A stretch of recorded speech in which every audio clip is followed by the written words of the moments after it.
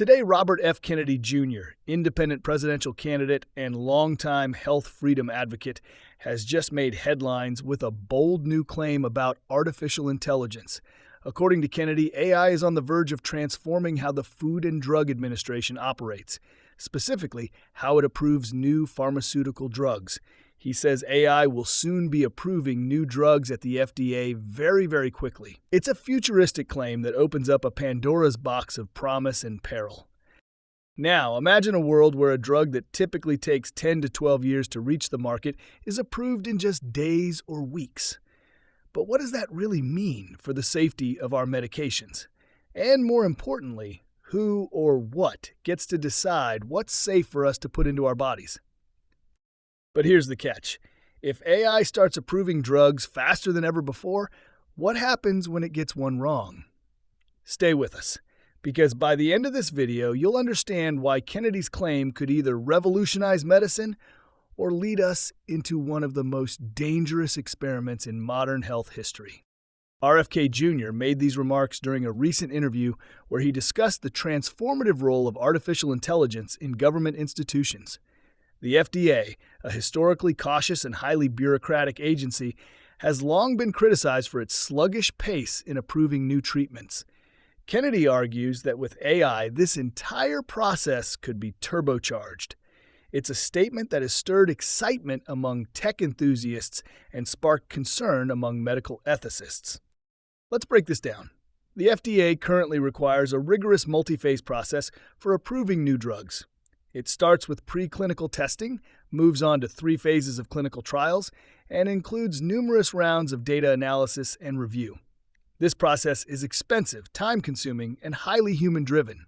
According to Kennedy, AI could cut through the red tape by analyzing massive datasets in real time, identifying patterns, and predicting drug efficacy with far greater speed and accuracy than traditional methods. He envisions a future where AI not only reviews clinical data, but even helps design drug trials and improve them on the fly. In theory, this could dramatically reduce the time it takes to bring life-saving treatments to market. Patients with terminal illnesses or rare conditions might not have to wait years for a drug to be cleared. Pharmaceutical companies could save billions in research and development costs, potentially making medications cheaper and more accessible. On paper, it sounds like a win-win, but the real question is, can we trust AI to make these life-or-death decisions? Kennedy's stance touches a nerve because it challenges the very idea of human oversight in medicine. While AI has made incredible advances in diagnostics, data processing, and even robotic surgery, handing it the keys to drug approval is a different beast entirely. Think about the implications. AI systems are only as good as the data they're trained on. If the data is biased, incomplete, or manipulated, intentionally or not, then the AI's decisions could be flawed. And once a drug is approved and on the market, it's very difficult to walk that back. We've already seen this with traditional methods. Drugs like Vioxx were approved and later pulled due to dangerous side effects that initial studies failed to catch.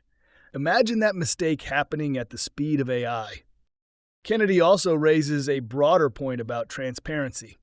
AI models are often called black boxes because they can reach conclusions without clear explanations. If an AI system approves a new drug, will the public know how that decision was made? Will doctors understand the rationale? And perhaps most importantly, will patients be informed? The FDA is already exploring ways to integrate machine learning into its operations, but Kennedy's vision is far more radical. He's talking about AI stepping into a role traditionally held by human experts with decades of experience and years of review. Critics say this is a dangerous leap. Proponents argue it's an inevitable one. To be fair, there are areas where AI is already outperforming humans. In radiology, AI systems have been shown to detect cancers that experienced doctors missed. In epidemiology, they can model disease outbreaks faster than any human team. So it's not unthinkable that AI could improve how we evaluate new drugs. But whether it should replace human oversight, that's a different conversation. One of the biggest concerns here is accountability. If an AI system approves a drug that leads to harm, who's responsible? The developers? The FDA? The machine itself? This opens up a legal and ethical minefield that the government has barely begun to navigate. Kennedy's remarks come at a time when trust in public health institutions is already under strain. The COVID-19 pandemic exposed deep flaws in our healthcare system, from supply chain failures to misinformation and public distrust. The idea that we would now hand over critical decisions to algorithms could either restore faith in the process or further erode it, depending on how it's implemented. And let's not ignore the potential for corporate abuse. Pharmaceutical companies already wield massive influence over the FDA through lobbying and funding. If these same companies help train the AI that will approve their drugs, the conflict of interest becomes even more dangerous. It's like letting the fox program the security system for the henhouse. That said, AI in medicine isn't inherently bad. Used responsibly, it could enhance safety, eliminate human error, and accelerate innovation. But Kennedy is pointing to a crossroads. Are we building a tool to help human experts, or a machine that will replace them entirely?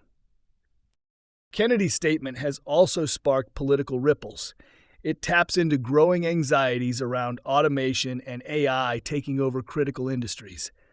In a broader sense, it's a message about who controls the future: elected officials and public servants, or powerful algorithms and the private companies that build them.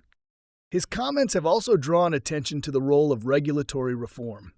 Kennedy argues that the current FDA model is broken and ripe for disruption. In his view, AI isn't just a technological upgrade, it's a necessary revolution, one that could cut through bureaucracy, slash costs, and deliver faster results for patients in need. But history tells us that speed often comes at a price. The question is, are we willing to trade caution for efficiency? Safety for speed? As AI continues to evolve, this debate will only intensify. Tech companies are already pitching AI solutions to governments around the world. Pilot programs are being tested. Algorithms are quietly being integrated into decision-making systems. We may be closer to Kennedy's vision than most people realize. Ultimately, Kennedy's statement forces us to confront some uncomfortable truths. The current system is slow, expensive, and not always effective. But replacing it with a machine-driven model raises ethical, legal, and safety questions that we can't afford to ignore. It's not just about technology, it's about values. Do we value speed over scrutiny, innovation over transparency, progress over precaution? These are the questions that every voter, policymaker, and patient will have to grapple with in the years ahead. RFK Jr. may have thrown a spotlight on an issue that few people are talking about now, but soon, everyone will be. Because the future of medicine is not just about what we can do, it's about what we should do. And now I want to hear from you. Do you think AI should be trusted to approve new drugs, or should we proceed with caution? Let's open up the comments for a real discussion. If you found this breakdown insightful and want to stay ahead of the curve on politics, tech, and the future of medicine, go ahead and smash that subscribe button. We're just getting started.